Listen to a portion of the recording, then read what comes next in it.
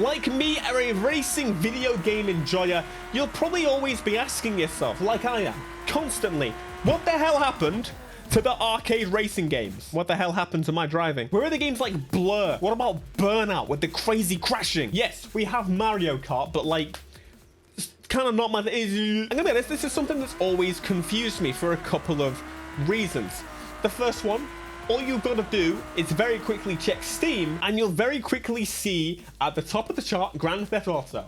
We got Rocket League, then Forza Horizon, then BeamNG. The games at the top other than GTA are seemingly a bit more creative. The fact that BeamNG has 1,000 currently less than that players than Forza Horizon is wild to me. Now, I don't want to sit here and tell you this is going to be the case across the platforms, because obviously on PlayStation there's no BeamNG. Assetto Corsa on PlayStation, probably not even played that much. Modding of games definitely adds to the pool here, and Steam is probably about 3% of all gamers because most will probably be on console playing, you know, those AAA games like Need for Speed.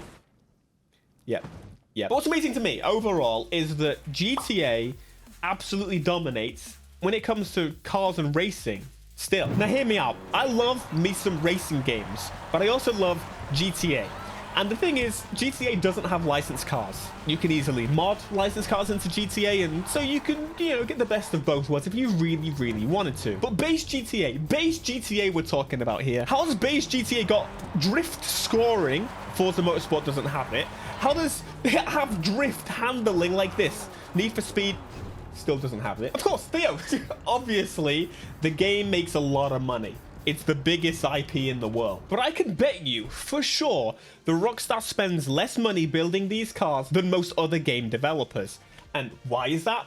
They don't have to pay the licensing fees. Now, I honestly want to say they get a little bit close sometimes to basically building the exact car. To us, that's not an issue. That's kind of what we want.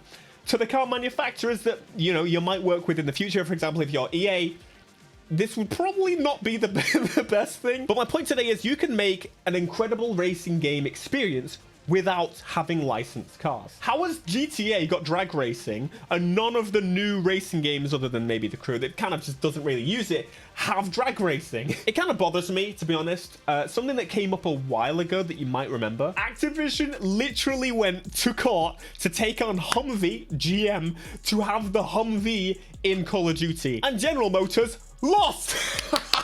I don't play Call of Duty anymore, but this was awesome, and I kind of hoped it would follow through into games, because one of the most expensive elements of racing games is paying car manufacturers money to have them in the game. It's why we don't have Toyota in Need for Speed, because even if it's not a question of do you have the money to do it, they've already built the cars. We know 2015 car models will just come across. Like, why would Rockstar give Toyota money when they can build a car similar? Sure, they could make another Midnight Club game, but why bother? GTA has more cars in the masses than Midnight Club would ever have. And Rockstar knows this. Hopefully, and I'm hoping, based on the new drift and drag in GTA, that throughout into the future, we get even crazier with the car culture, because we know for Florida, it has to be done. But I'm not just talking about GTA here. Let's go back. Do you know why Burnout and Need for Speed could coexist? We could have them in combination because this game was even crazier. The destruction is just not possible with licensed manufactured cars. Burnout could have gone crazy with customization if it wanted to. It could do whatever the hell it wanted. The only restriction on Burnout would literally be the age rating. And does that really matter? They're crashing cars. There's no people in them, therefore it could probably be a 7. Have you ever wondered why there's no crash mode in modern racing games like Need for Speed or Forza, even though these are huge IPs? I genuinely think this is one of the biggest bottlenecks and issues is, honestly, car manufacturers, I hate you all. I've kind of been saying this for years by this point now. I don't know why. Manufacturers don't realize that cars being in-game means that I find car. I would never have been able to find or discover certain cars without some games. I wouldn't have the cars I have or like the cars I like without the games existing, but they don't seem to understand that. They don't take that into context. They just see, oh, money opportunity, we'll make some money. And again, as a person that's self-employed, I understand, you gotta make some money. But normally if I'm gonna make future money and future, people love these things because they're in my piece of meat. You understand my point. So I say, f them. Ultimately, f them. And we basically go to games again, and at least more games, I'm not saying all games, but more games should just teeter the line a little bit like GTA. Hell, some Burnout cars look very similar to actual cars too. Because by doing this, we get more creativity. It's cheaper to create racing games. And unfortunately, I know for a fact that when people on the cover of a game see that it's an actual licensed car versus not, that does make or break it for some people. And that's really disappointing. And I think that's something we need to break out of for sure. And that may be why things went the way they did. There's now not really many games that don't particularly have like an iconic car on the front if it's a racing game. And I get the cars help sell the game and the game helps sell the cars. Just like games introduce you to music, that's another thing that costs a hell of a lot. Rockstar's biggest development cost is by far going to be their music. Not even the stuff, it's got to be music. Something I think about often, Blur, just in general, but also if this game didn't use real cars, it would have been cheaper to develop. We know Blur 2 existed and it got cancelled, but if this game didn't use licensed cars, do you think that we would have got another Blur game? But also, do you think the first game would have sold at all without licensed cars on the front? I'm sure it would.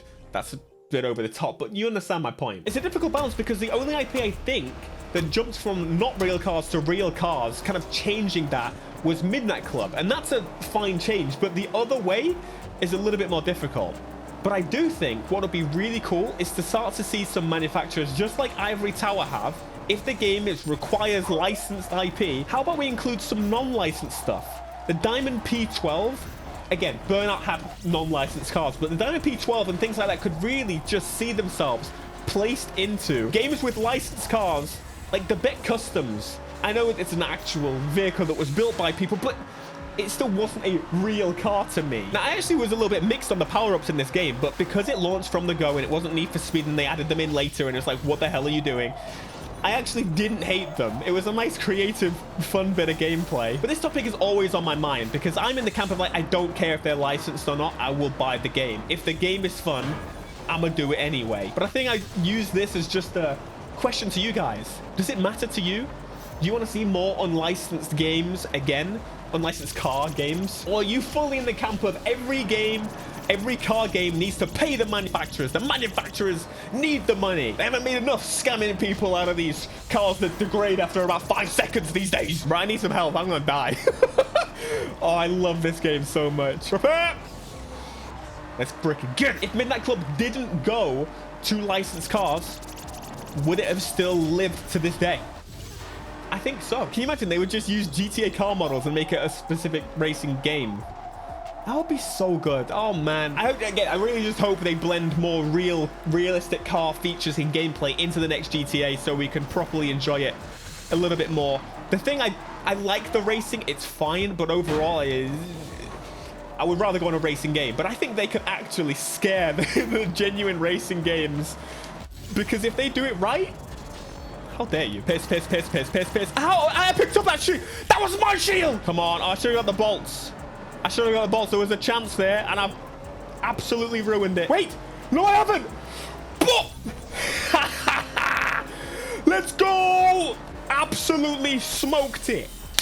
Amazing. We should have got another Blur. I hate you, Activision. Wait, Xbox could bring it back. They totally could. Something that BeamNG shows incredibly well to this day is that if there's a bit of jank, but overall the game is super fun and does things that other games kind of fail to do, people will withstand the jank to actually enjoy the game.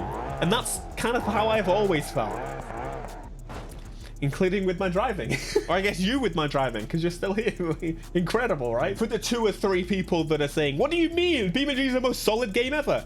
You're absolutely lying. This is this is an incredibly high-end PC. This is how BeamNG plays. The menus and stuff are a little bit interesting. Overall, the actual gameplay. The gameplay is fine once you load it in. There's jank. Let's be honest with ourselves here. But that, my friends, is kind of my point. I think they seem to forget that they don't need no damn car manufacturer licensing BS. What they need to do is to make a creative, interesting game. And hell, if you really wish to, maybe make both. Why are all EA's racing game IPs licensed cars? You can't have Burnout and make one super cheap. Burnout must be so cheap to make. It's so crazy. Why have we not got another one? Why is every game going to be licensed? Why have we lost Dirt? I mean, I guess we can. We got WRC. Why we lose Grid? Grid would have been great for non-real. Okay, maybe not. Basically, why did you hire those teams and not make another Burnout game? That's really stupid, EA. Come on, what the frick? Maybe they still are. Stellar Entertainment. We kind of think they might be. Anyway, I just wanted to bring this topic to light and basically ask you guys, do you agree or do you think no, it's gone the correct way and every car should be licensed? Pay those car manufacturers. If so, get out! No, I'm kidding. You can stay if you want. If you want.